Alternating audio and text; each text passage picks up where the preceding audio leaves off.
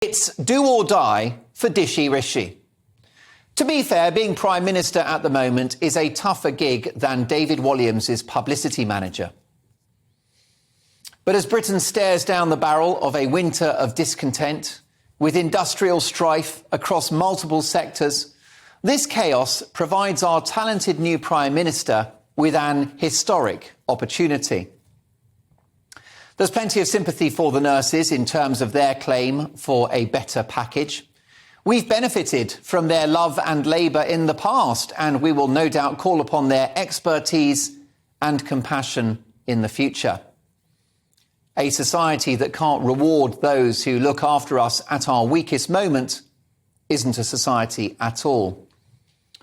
But as with the RMT union decimating the hospitality sector by having strikes before and after Christmas, the decision by the nurses' unions, which many nurses themselves object to down tools amid the usual NHS winter pressures and with 7 million people waiting for treatment, well, it's cruel timing and, in my view, a strategic mistake. Anyone who can't get seen in the next couple of weeks and can't get to hospital quickly because the ambulance staff are on strike will not forget what they've done. In the end, I'm sure a sensible package is in the offing for the nurses.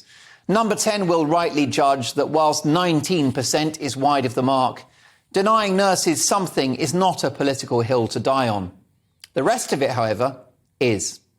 Rishi Sunak must stand firm with the RMT, the civil servants and all the other sectors who are working in such a coordinated way that it almost feels part of a wider plan to bring down this administration. Of course, everyone could get a bumper pay rise if we hadn't shut the country down for 2.5 years, willfully destroying the economy, but we are where we are. Inflation is in double digits and people are struggling. But to seek to tackle inflation by giving people pay rises will only add to the problem. It's like curtailing a flood by turning the taps on. A wage spiral in what is an effective arms race with inflation will just lead to years more of economic pain. We could ultimately become like Zimbabwe or Argentina, with people using briefcases of cash to pay for a loaf of bread. Now, I might be exaggerating slightly, but you get my point. The country is broke, running a deficit and a 2 trillion national debt. There's no more money for these pay rises. How do you think the international bond markets and Rolex-wearing speculators would take to us borrowing more billions to keep the unions quiet? Which, of course, they won't.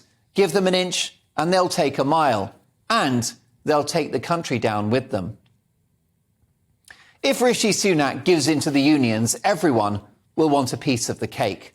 It will be a doom loop of rising wages and rampant inflation, a race to the bottom.